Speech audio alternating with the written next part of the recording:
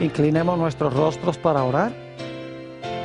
Nuestro Padre y nuestro Dios, qué gozo hay en nuestros corazones por el privilegio que nos concedes de reunirnos en este lugar para estudiar tu santa palabra. Pedimos, Señor, que esa palabra no regrese a ti vacía, sino que haga impacto en nuestras mentes y nuestros corazones. Te ruego, Señor, que a través de tu palabra transformes nuestras vidas. Y te damos gracias por escuchar nuestra oración, pues te lo pedimos en el precioso nombre de tu Hijo, Cristo Jesús. Amén. El título de nuestro tema para hoy es Las 5 artimañas de Satanás. Y queremos comenzar nuestro estudio en el Evangelio según San Mateo, el capítulo 24 y los versículos 23 y 24. San Mateo, el capítulo 24 y los versículos 23 y 24. Nos dice aquí, hablando de lo que va a pasar en el tiempo del fin. Entonces, si alguno os dijere, mirad, aquí está el Cristo, o mirad, allí está, no lo creáis, porque se levantarán falsos cristos y falsos profetas, y harán grandes señales y prodigios, de tal manera que engañarán, si fuere posible, aún a los escogidos. Imagínense ustedes engaños tan poderosos y tan sutiles que engañarán casi, inclusive, a los mismos escogidos. Tienen que ser engaños muy potentes, muy poderosos. Ahora, la pregunta clave es, ¿a quiénes dirigió Jesús estas palabras? A veces pensamos que es el mundo el que va a ser engañado. Pero quiero que noten en Mateo 24 y el versículo 4, ¿a quién dirigió Jesús las palabras de este capítulo 24 de San Mateo? Dice en el versículo 4, respondiendo Jesús les dijo, mirad que nadie os engañe. Y según los versículos anteriores, Jesús le está hablando a sus discípulos. Es decir, los que corrían riesgo de ser engañados no eran los mundanos, sino los propios discípulos de Jesús. Y los discípulos de Jesús somos nosotros los que estamos reunidos acá. Probablemente muchos de los que están viendo vía satélite por televisión son también miembros de la familia de Dios. Están en el grupo que la Biblia llama los escogidos. Ahora vamos a estudiar en nuestro tema de hoy 5 métodos que emplea Satanás para engañar a la gente. Y especialmente vamos a mirar estos 5 métodos desde la perspectiva del tiempo del fin. Quisiera mencionar, antes de que entremos a estudiar estos 5 métodos, que cuando el Señor Jesucristo creó este mundo, el hombre no vio a Jesús crear absolutamente nada. El primer día, el segundo día, el tercer día, el cuarto día, el quinto día, el sexto día, por lo menos la primera parte, Adán y Eva ni siquiera habían sido creados todavía. No pueden haber visto lo que Dios creó durante esos días. Es más, Adán no lo vio a Dios crearlo a él. Y cuando Dios creó a Eva, durmió a Adán. Así que Adán no vio tampoco la creación de Eva. Es decir, Adán y Eva no vieron a Dios crear nada. Lo cual significa que la única forma como ellos podían estar seguros de que Dios era su creador, de que Jesús era su creador, es porque Jesús les dijo que Él era el creador. No era porque lo vieron, sino porque Jesús les dijo, yo soy su creador. Ahora, como hemos visto, el Señor Jesucristo colocó en el huerto del Edén un árbol. Y le dijo a Adán y Eva que no comieran de ese árbol. No les explicó por qué.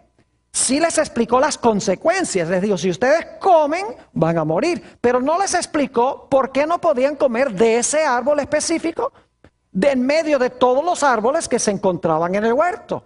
Ellos sencillamente debían creer que Jesús era su creador y debían obedecer la palabra sin explicación alguna.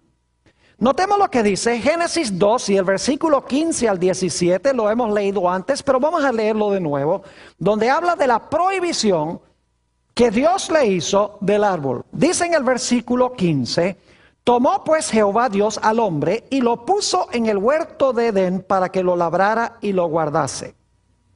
Y mandó Jehová Dios al hombre diciendo, de todo árbol del huerto comerás, mas del árbol de la ciencia del bien y del mal no comerás, porque el día que de él comieres, ciertamente morirás. Ahora quiero hacerles algunas preguntas. Número 1, ¿el mandato estaba claro? ¿Era comprensible? Claro que sí. Y Eva lo entendió. Porque ella repitió las palabras de Dios cuando vino la serpiente. Le dijo, Dios nos ha dicho que no comamos de este árbol, porque si comemos de este árbol, ¿vamos a qué? Vamos a morir. Entendieron claramente el mandato de Dios. Yo pregunto, ¿esta prueba era una prueba grande o pequeña? En realidad era una prueba pequeña.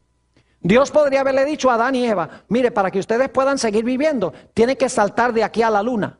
Esa hubiera sido una prueba grande. Pero Dios les puso una prueba muy pequeña, insignificante. Ellos tenían todos los árboles del huerto de los cuales podían comer. El punto principal no era el apetito, porque si tenían hambre, podrían haber comido de todos los árboles del huerto. Prohibirles un árbol era una prueba supremamente pequeña. Además de eso, como he mencionado, Dios no les dio a Adán y Eva ninguna explicación por la cual prohibió ese árbol específico. Sí les dijo, iban a morir si comían del árbol, pero no les explicó en qué se distinguía ese árbol de los demás árboles. Sencillamente les dijo, crean mi palabra, yo fui el creador, yo pongo las reglas y ustedes no deben comer de este árbol. Pero nos dice en el libro de Génesis que ellos escogieron desobedecer el mandato de Dios, la palabra de Dios, que comprendían claramente que era una prueba pequeña, sin explicación, escogieron abiertamente contrariar a Dios. Cuando Dios vino a hablar con Eva, quiero que noten lo que dijo Eva. Génesis el capítulo 3 y el versículo 13. Génesis el capítulo 3 y el versículo 13. Noten las palabras que le habló Eva al Señor Jesús. Porque ya hemos visto que el creador aquí fue Cristo. Dice en el versículo 13, entonces Jehová Dios dijo a la mujer, ¿qué es lo que has hecho? Y dijo la mujer, la serpiente me ¿qué? La serpiente me engañó y comí. ¿Qué hizo la serpiente? La serpiente engañó a Eva. Ahora quiero preguntarles, ¿qué necesita hacer usted para engañar a alguien? ¿Alguien sabe aquí qué necesita hacer para engañar a alguien? Oh, siempre es la respuesta que la gente me da. Para engañar a alguien, usted le tiene que mentir. Pero no todas las mentiras engañan. Ahora fíjense, los que están mirando, hagamos un experimento. Yo los voy a engañar ahora a ustedes, ¿ok? Así que miren para acá. Ustedes ven este traje que yo tengo puesto. Este traje es rojo. ¿Cuál rojo ni que nada? Dice la hermana. ¿Les eché una mentira? ¿Les metí una mentira? Sí, claro que sí. ¿La creyeron? Claro que no. Porque las mentiras que engañan no son las mentirotas. Las mentiras abiertas. Las mentiras que engañan son las que más se parecen a la verdad. Y para cada verdad que Dios tiene, Satanás tiene una falsificación o un error. Hace algunos años tuve el privilegio de enseñar en la ciudad de Medellín, Colombia, en una universidad. Enseñaba teología allí. Y un día fui al centro de la ciudad a un almacén Ley, para comprar una mercancía. Llegué a la caja para pagar la mercancía que tenía y la muchacha que estaba recibiendo el dinero tomó el billete y lo miró en la luz, lo arrugó en su mano, lo puso debajo de una luz negra e enseguida llamó a un policía, le dijo, venga acá, que este hombre me acaba de dar un billete falso de 10,000 pesos. Ahora imagínense ustedes eso. Aquí en los Estados Unidos uno generalmente es inocente hasta que se compruebe culpable. Por allá uno es culpable hasta que lo comprueben a uno inocente. Yo viví muchos años allá. Las cosas funcionan de una forma distinta. Así que yo sabía que estaba en problemas. Vino otro policía, me tomaron uno por un brazo, el otro por el otro brazo, me llevaron allá a un cuartico y empezaron a interrogarme. Empezaron a decirme, ¿dónde tiene la maquinaria? Y yo le dije, ¿cuál maquinaria? La maquinaria con que hacen los billetes. Yo dije, no, si yo no soy falsificador. Dice, ¿cómo que no es falsificador? Usted entregó un billete falso. Yo dije, no, pero ese billete yo no lo miré, sencillamente yo entregué un billete, alguien me lo dio. Dice, no, usted es un falsificador. Entonces uno de los policías dice, mire, ¿a dónde trabaja usted? Yo le digo, mire, yo trabajo en el Instituto Colombo Venezolano, yo enseño teología allá. Y oiga, cuando dije eso, el policía como que cambió de actitud, sonrió. Y dijo, ese colegio es muy bueno. Dice, de allá no pueden salir falsificadores. Y yo dije, gloria a Dios, las cosas están mejorando aquí. Entonces el policía me dijo, mire, cuando en el futuro alguien le dé a usted un billete, usted tiene que mirarlo con cuidado.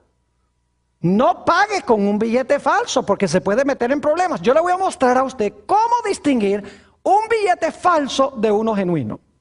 Y entonces trajo el billete falso, trajo un billete genuino y me dice, mire, usted mira el billete falso en la luz y usted se da cuenta que la cabeza de Simón Bolívar está borrosa. Usted mira el billete genuino en la luz y ve que la cara de Simón Bolívar está clarita. Y de verdad que sí. Entonces tomó el billete y lo puso de nuevo en la luz y dice, mire, el billete falso no tiene una raya marrón que cruza el billete, mientras que el billete genuino sí tiene la raya marrón. Yo dije, de verdad que sí. Luego tomó el billete falso y lo arrugó en la mano y tomó el billete genuino y lo arrugó también en la otra mano. Y el billete genuino empezó a abrirse como una flor, mientras que el papel del billete falso se quedó arrugado. Y luego tomó el billete genuino y lo metió debajo de la luz negra y le brillaban los círculos a donde estaba la cara del prócer de Simón Bolívar, mientras que el billete falso lo ponía debajo de la luz negra y no le brillaba nada.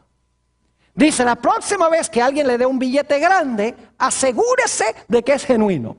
Y claro, cuando yo iba a la caja después para pagar con un billete de 10,000 pesos o de 20,000 pesos, yo le daba el billete a la cajera, ella hacía el proceso, lo miraba en la luz, a veces lo arrugaba, lo metía debajo de la luz negra y entonces ella me daba los vueltos, me daba billete de 5,000 o me daba un billete de 10,000 y yo agarraba el billete, lo miraba en la luz, lo arrugaba en la mano y seguía también el proceso. Y una cajera un día me dice, ¿y por qué usted hace eso? ¿Acaso no confía en mí? Yo le dije, mire, yo confío tanto en usted como usted confía en mí.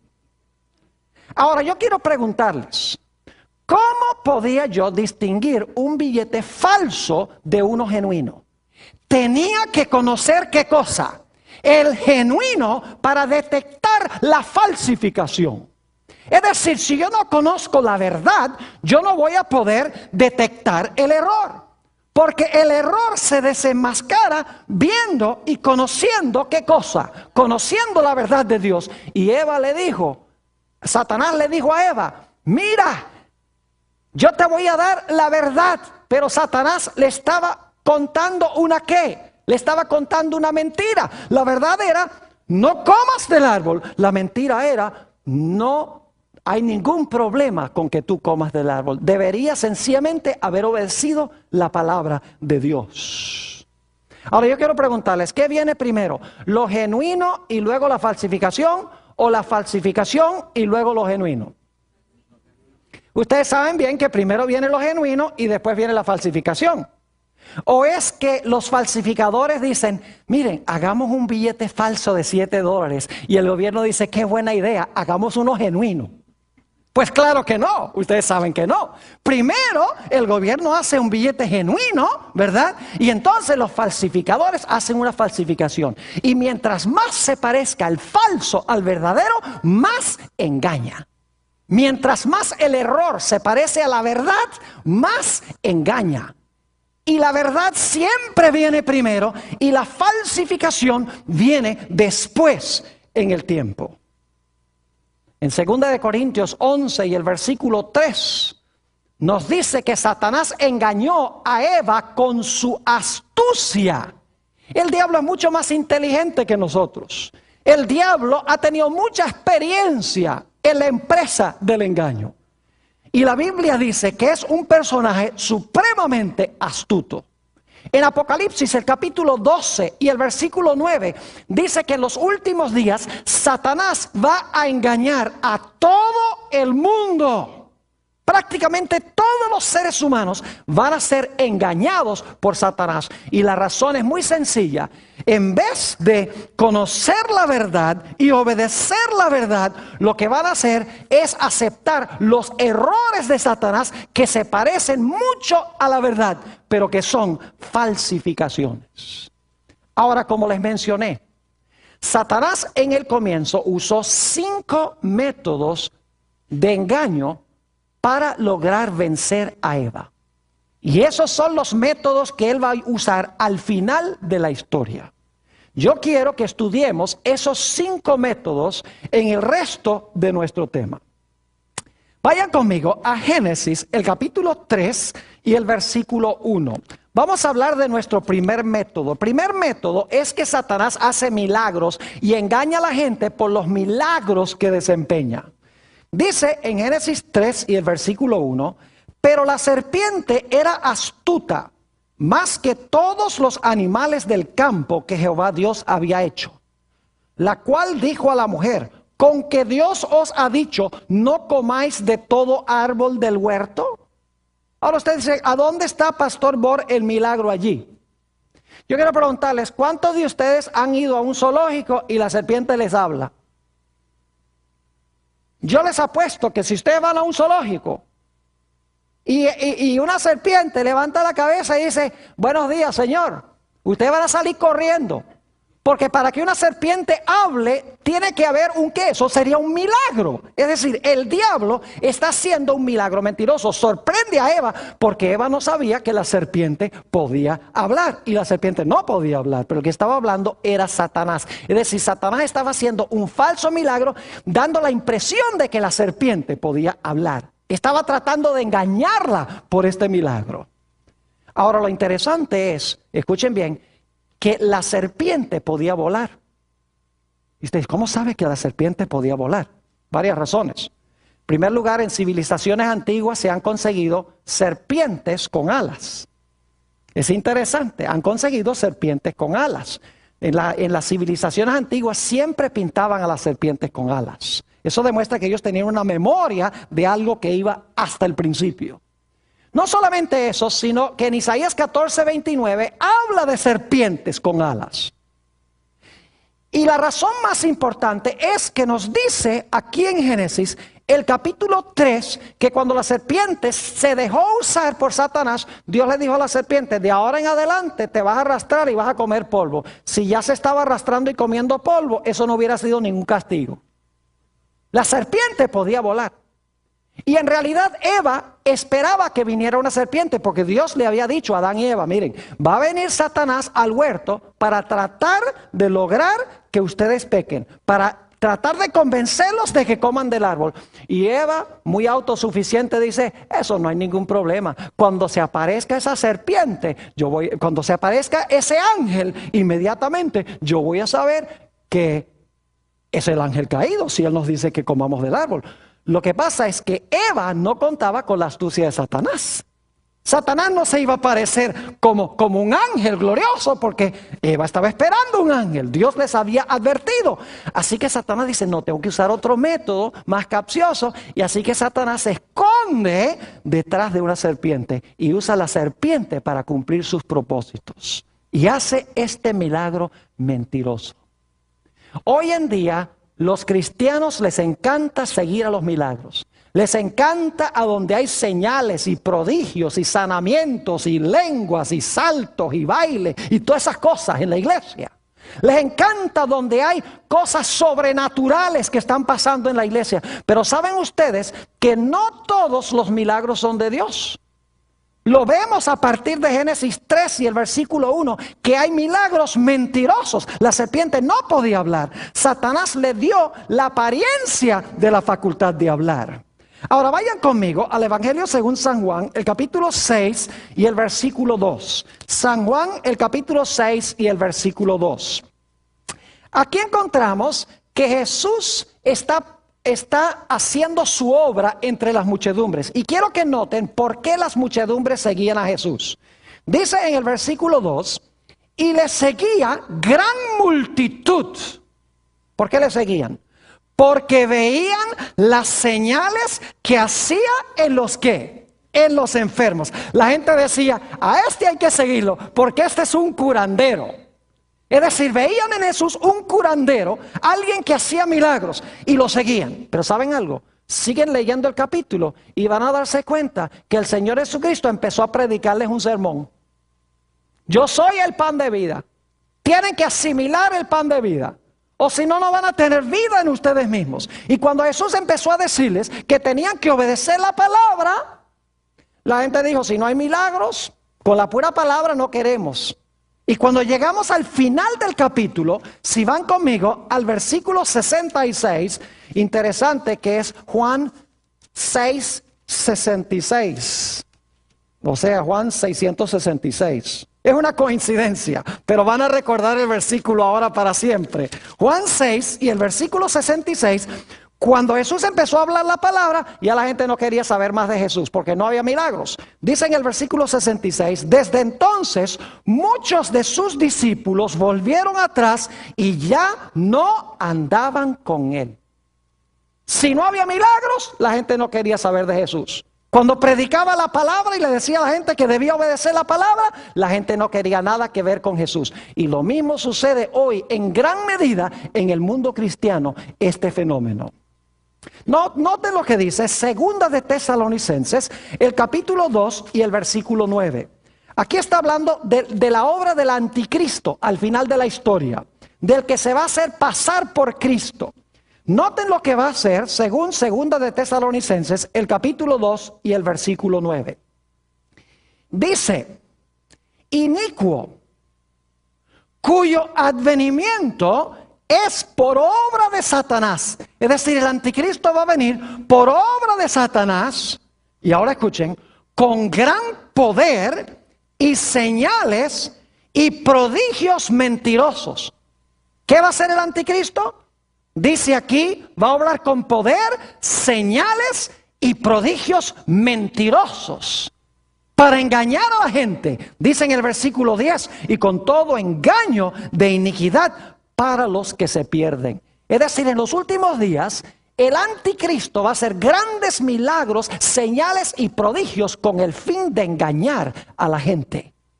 Ahora quiero que vayamos a el libro de Hechos de los Apóstoles, el capítulo 2 y el versículo 22. Hechos, el capítulo 2 y el versículo 22. Este versículo guarda una relación muy estrecha con lo que acabamos de leer de Segunda de Tesalonicenses 2. Hechos, el capítulo 2 y el versículo 22. ¿Ustedes recuerdan esas tres palabras de Segunda de Tesalonicenses? Vamos a repasar esas tres palabras claves allí en Segunda de Tesalonicenses, el capítulo 2. Quiero que noten, porque es muy importante, las mismas tres palabras se usan en Hechos 2:22. Fíjense, las tres palabras son poder, señales y prodigios. Poder, señales y prodigios, pero mentirosos. Ahora, noten lo que dice Hechos 2:22. Dice, varones israelitas, aquí está hablando el apóstol Pedro, oíd estas palabras. Jesús Nazareno, varón aprobado de Dios entre vosotros, con las maravillas, prodigios y señales que Dios hizo entre vosotros por medio de él, como vosotros mismos sabéis. Fíjese que el anticristo va a hacer las obras por obra de ¿quién? De Satanás. Ahora, aunque la traducción no es la misma de estas tres palabras griegas, en el idioma original en que fue escrito el Nuevo Testamento, en Hechos 2:22 y en Segunda de Tesalonicenses 2:9, las palabras son idénticas.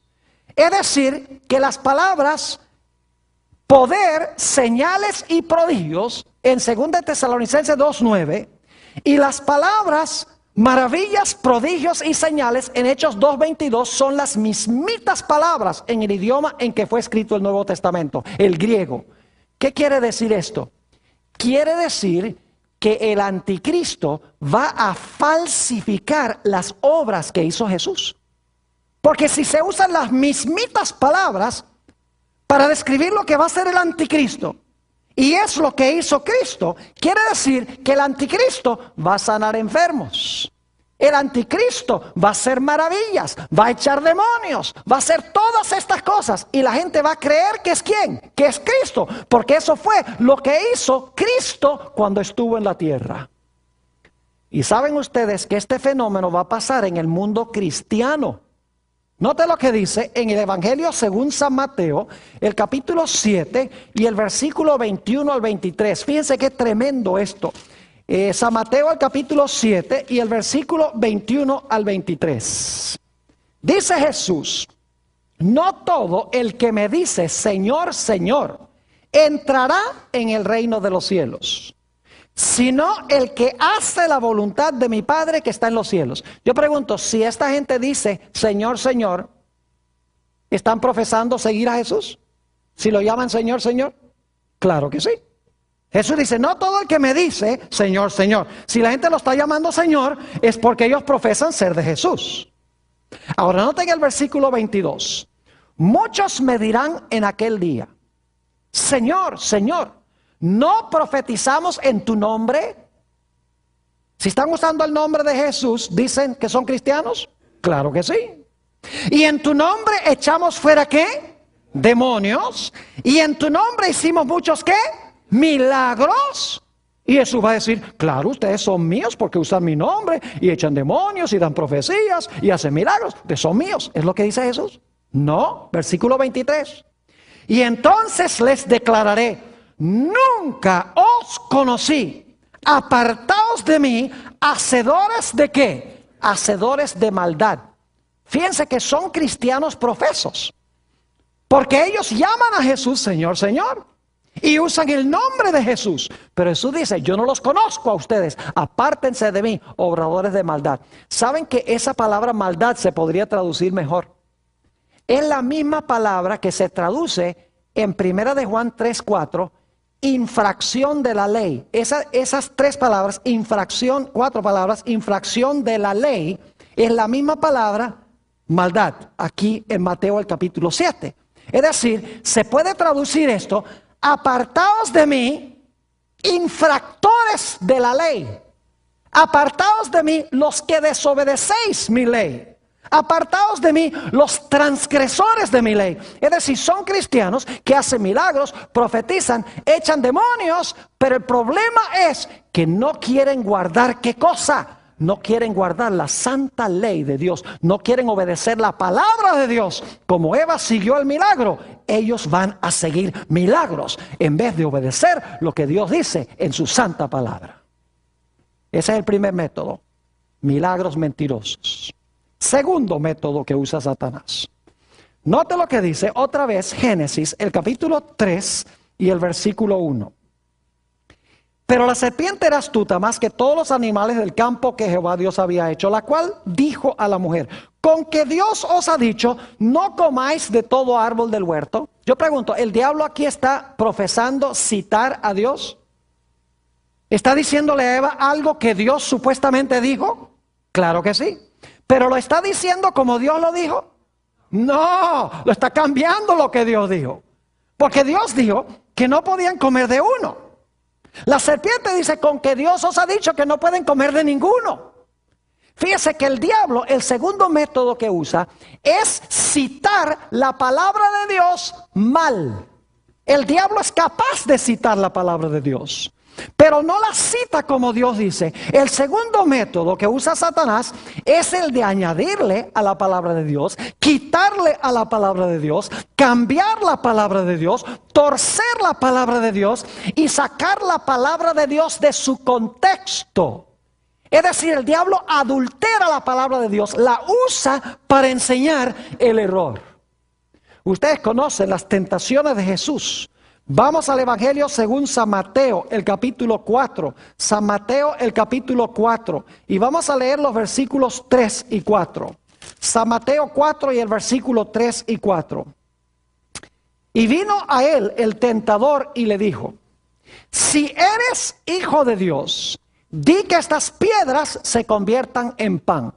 Jesús detectó a Satanás inmediatamente, porque el diablo le dijo: si eres el hijo de Dios. Y Jesús en su bautismo acababa de escuchar la voz de su padre que dijo: este es mi hijo amado. Así que si el padre dice: este es mi hijo amado, porque el diablo viene y le dice: si eres el hijo de Dios. Jesús dice: ¿cómo que si soy? Mi padre dijo que soy. Lo detectó enseguida porque trató de sembrar duda. Y note lo que dice Jesús. En vez de hacer el milagro de transformar las piedras en pan, dice: escrito está. No solo de pan vivirá el hombre, sino de toda palabra que sale de la boca de Dios.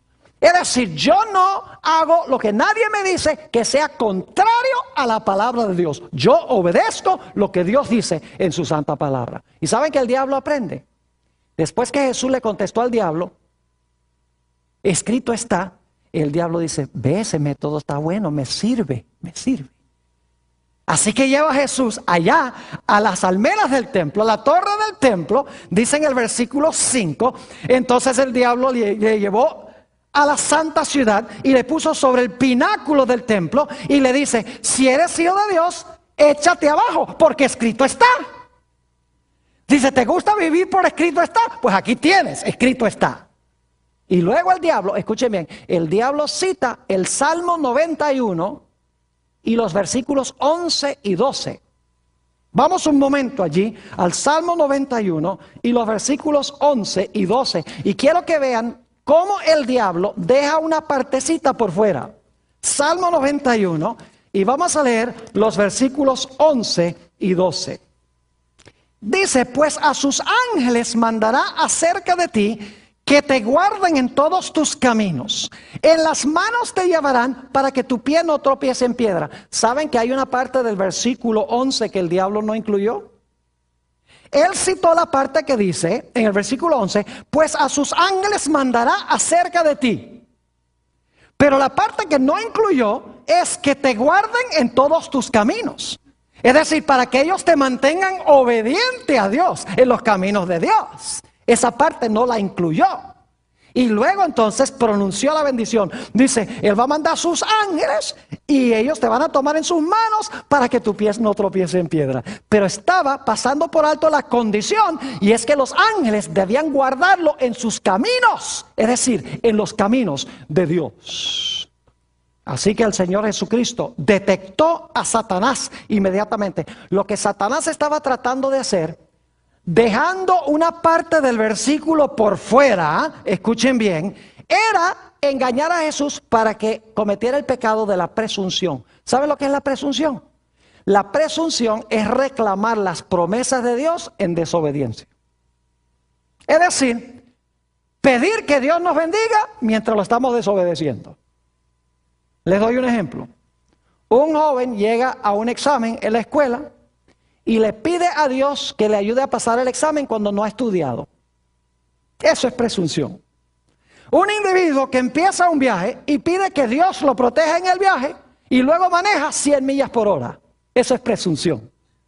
Un individuo que dice al Señor: ay Señor, dame buena salud, y se fuma 2 o 3 cajetillas de cigarrillos al día. Es reclamar las promesas de Dios en desobediencia. Si Jesús hubiera saltado, el diablo dice: salta, desobedece a Dios y entonces reclámale a Dios para que te cuide.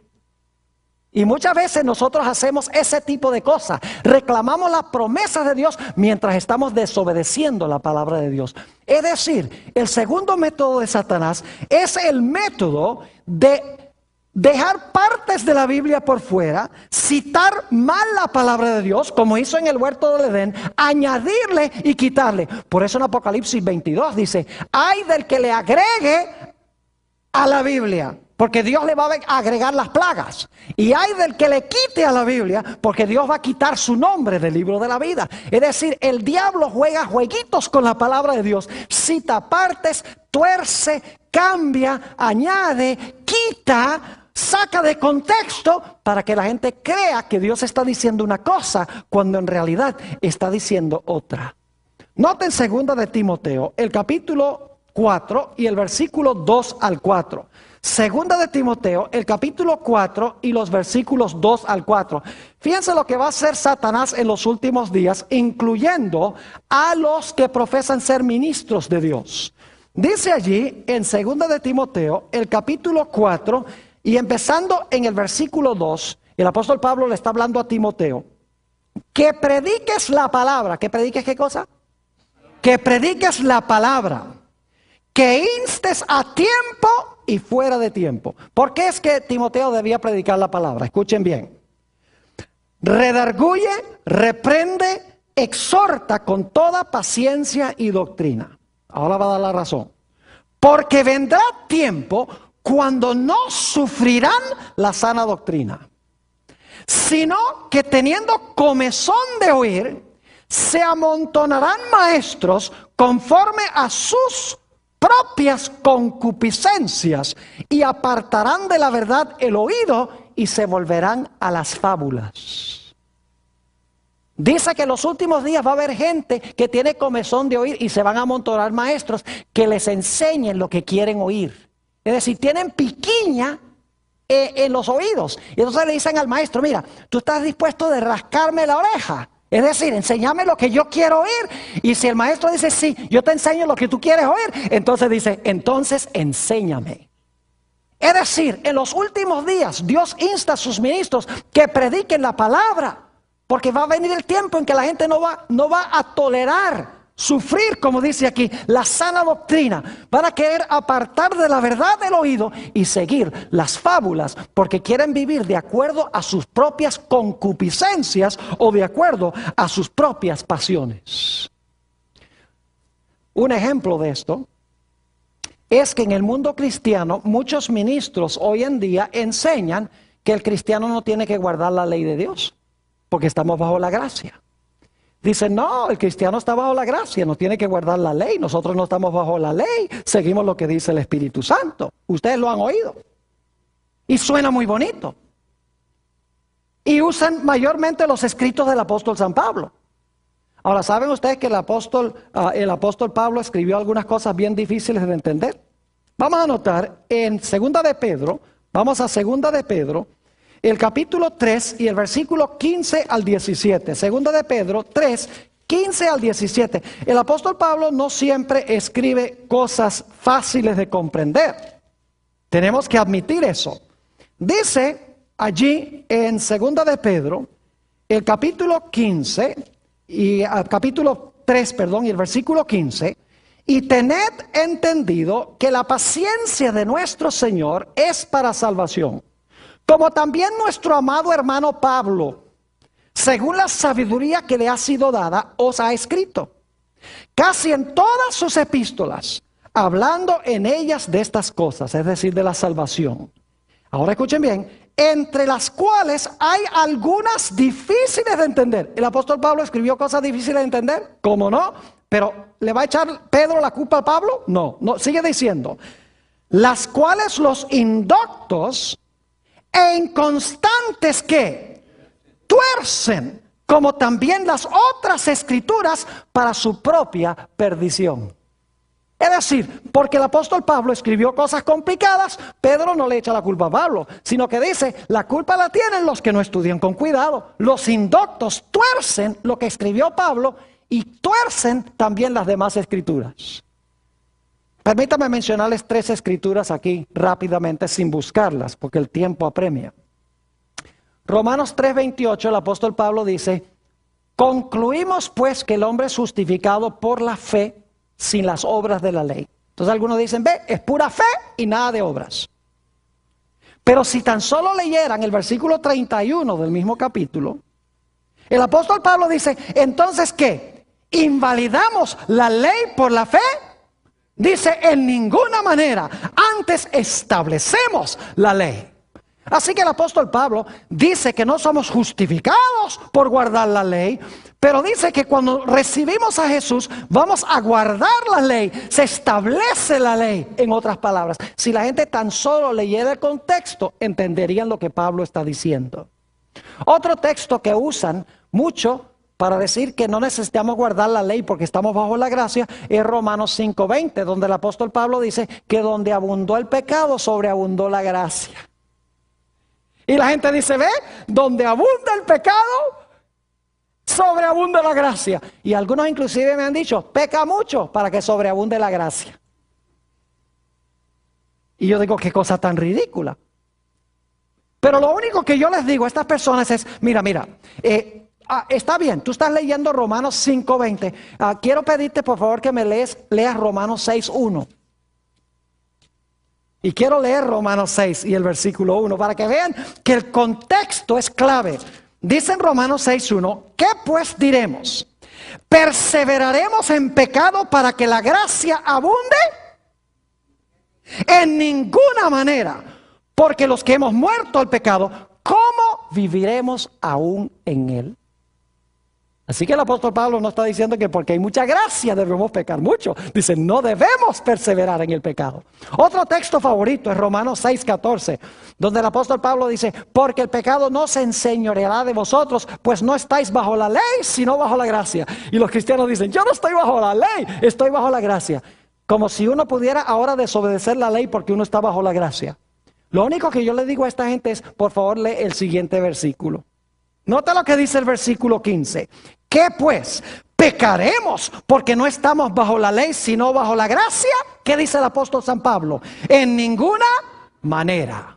Ahora debemos avanzar rápidamente al tercer método que usó Satanás. Primer método, milagros. Segundo, milagros mentirosos. Segundo método, un uso indebido de la palabra de Dios. Método número 3. Este es peligrosísimo. Es seguir nuestra razón, nuestra lógica, nuestra mente y nuestras emociones en vez de obedecer la palabra de Dios. Por ejemplo, en Romanos el capítulo 12 y el versículo 9, hoy en día a los cristianos les gusta hablar mucho del amor, ¿no es así? Dice, lo importante es el amor, no la ley. Desde que tengamos amor, en realidad eso es lo único que importa en la iglesia. Y yo digo amén, siempre y cuando se entienda lo que es amor. Yo pregunto, ¿el amor se puede fingir?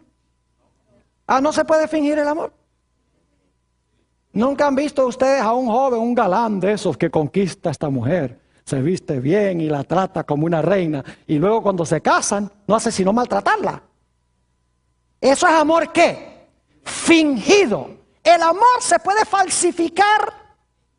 Claro que se puede falsificar.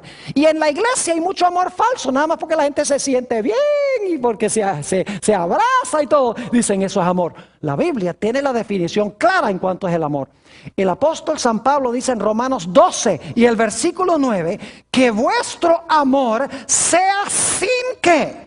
Sin fingimiento. Es decir, el amor se puede ¿qué? Fingir. Ahora, ¿qué es el amor?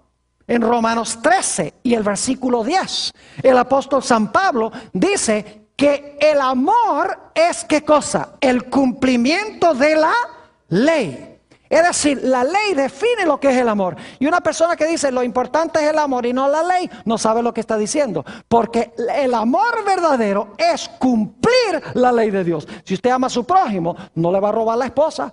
Si usted ama a su prójimo, no le va a robar sus posesiones.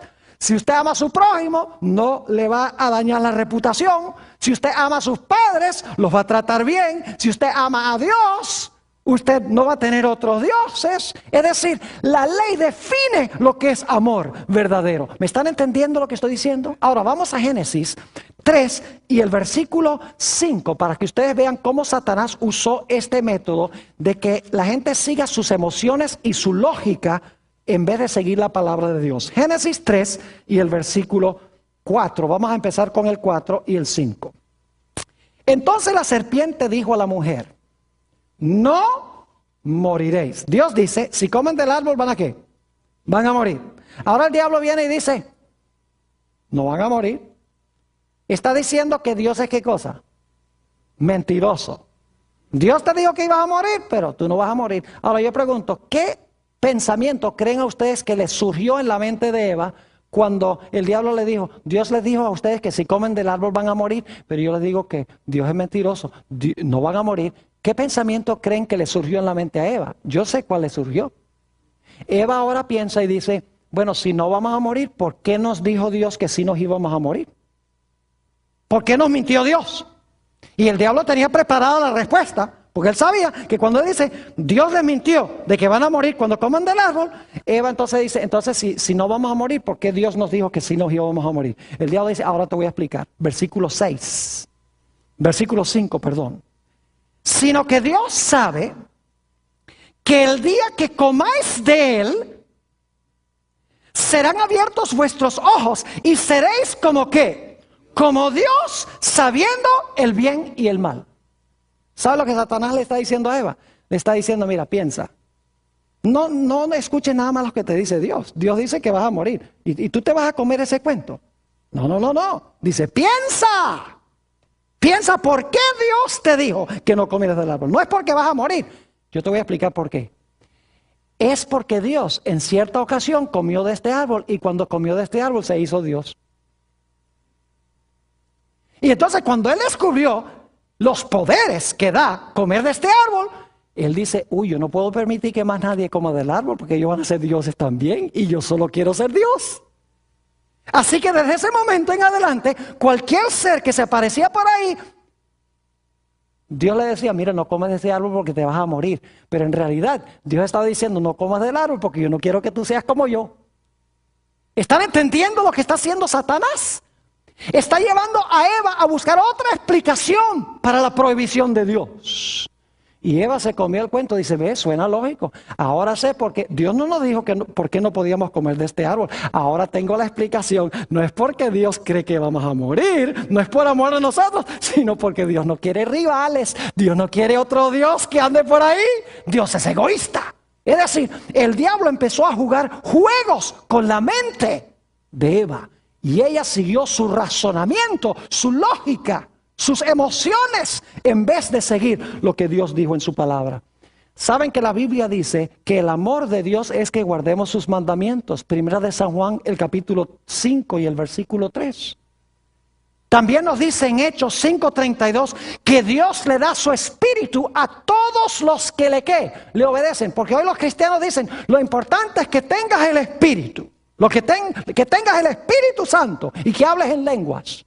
La Biblia dice aquí que Dios da su Espíritu Santo a todos los que le obedecen. Y si ustedes leen Juan 14 y el versículo 15 y 16, Jesús dice, si me amáis, guardad mis mandamientos y yo rogaré al Padre y os dará otro consolador. Fíjese, Jesús dice, si me aman, guarda mis mandamientos y entonces yo voy a rogar a mi Padre que les dé ¿qué cosa? Que les dé el Espíritu Santo. Hay una condición para recibir el Espíritu Santo y es guardar la ley de amor de Dios. El tercer método de Satanás es llevar a la gente a seguir lo que dice su corazón, el amor, la lógica, la razón, el corazón, la mente, contrario a lo que Dios dice claramente en su santa palabra. Cuarto método de Satanás es seguir lo que dicen nuestros sentidos. Seguir lo que dicen nuestros ojos, nuestros oídos, nuestro tacto, nuestro gusto, contrario a lo que Dios dice en su palabra. Noten Génesis, el capítulo 3 nuevamente y el versículo 6. Génesis, el capítulo 3 y el versículo 6. Ahora fíjense cómo están involucrados los sentidos de Eva. Y vio la mujer que el árbol era ¿qué? ¿Qué está usando? ¿Sus qué? Sus ojos, ¿verdad que sí? Vio la mujer que el árbol era bueno para comer. Y que era agradable ¿a qué? A los ojos. Y árbol codiciable para alcanzar la sabiduría. Y tomó. ¿Qué sentido está usando allí? Tomó. El tacto. Y no se murió cuando lo tomó inmediatamente. Tomó de su fruto y ¿qué? Y comió. ¿Qué sentido está involucrado ahí? Comió. El gusto. El oído está involucrado. Satanás le está hablando. Los ojos, ve que es bueno. ¿Verdad? El tacto, lo toca y no se muere. El gusto, ¿sabe qué? Sabroso. Lo único es que Dios había dicho, no comas. No debería haber seguido lo que dijeron sus sentidos, sino lo que decía, ¿quién? Dios. Y saben que a través de la Biblia, aquellos que seguían lo que dicen sus sentidos, terminaban con un desastre. Ustedes conocen, por ejemplo, la historia de Sansón. Cuando vio a esta mujer filistea hermosa, los padres le dijeron, pero Sansón, Dios ha dicho que no debemos unirnos en yugo desigual con los incrédulos. ¿Y sabe lo que dijo Sansón? Dijo, búsquenmela porque ha agradado mis ojos. Es decir, me pone a latir el corazón más rapidito. Y me agrada los ojos. Y saben que eso le costó los ojos. Le costó los ojos. Porque le fueron sacados los ojos. ¿Cuán diferente José en Génesis 39:9? Ustedes tienen el texto ahí en sus hojas. Donde ve a esta esposa de Potifar, hermosa también, porque no se iba a casar con una mujer fea, teniendo tanto poder. Y cuando ella trata de convencer a José de que tenga relaciones sexuales con ella, ¿qué es lo que dice José? José dice, ¿cómo puedo yo cometer este grave pecado contra mi Dios? Es decir, José guiaba su vida. ¿Por qué cosa? Por la ley de Dios. El mandamiento que dice, no cometerás adulterio. Él dice, yo te veo, eres muy bonita. Me pones a latir más rápido el corazón. Pero el problema es que Dios ha dicho, no cometerás adulterio. Tú eres esposa de otro. Vivía por la ley de Dios, porque amaba a Dios. Cuán diferente David. Cuando salió al balcón del palacio, y está en la lista de textos, según de Samuel 11:2, donde sale al balcón y ve a esta mujer Betsabé allá bañándose desnuda. Y el pecado de él tuvo 4 pasos. Dice que la vio, la siguió viendo y la codició. Y luego después que la codició, la tomó. Y luego que la tomó, trató de esconder lo que había hecho. El pecado siempre sigue este proceso, aún en Génesis. Eva vio, codició el fruto, lo tomó y luego se escondió. Esa es la forma como el pecado funciona. Los grandes héroes de la Biblia no se regían por lo que decía sus sentidos, sino por lo que dice la santa palabra de Dios. Ahora necesitamos ir al quinto método que usó Satanás. Se encuentra nuevamente en Génesis, el capítulo 3. Génesis, el capítulo 3, y vamos a leer el versículo 6. Nuevamente, la última parte especialmente dice, y vio la mujer que el árbol era bueno para comer, y que era agradable a los ojos, y árbol codiciable para alcanzar la sabiduría, y tomó de su fruto, y ahora escuchen, y comió, y dio también a su marido, el cual comió así como ella. ¿Por qué pecó Adán? Porque fue tentado ¿por quién? Por Eva. El quinto método de Satanás es llevar a gente a tentar a otra gente.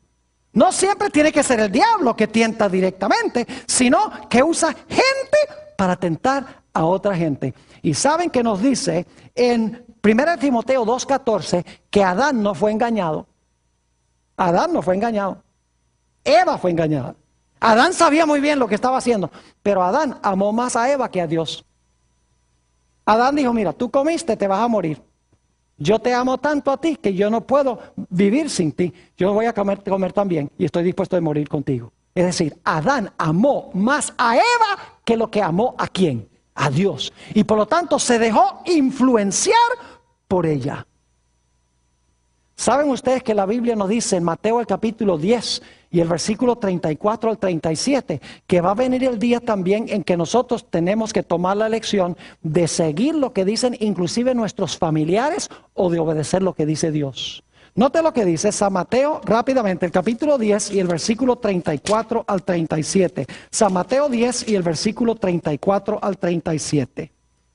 No penséis que he venido para traer paz a la tierra. No he venido para traer paz, sino espada. La espada representa ¿qué cosa? La palabra de Dios. Porque he venido para poner en disensión al hombre contra su padre, y a la hija contra su madre, y a la nuera contra su suegra, y los enemigos del hombre serán los de su propia casa. Es decir, por escoger la verdad, en vez de escoger lo que dicen los demás, nos haremos ¿qué cosa? Nos haremos de enemigos. Así que el diablo usa 5 métodos.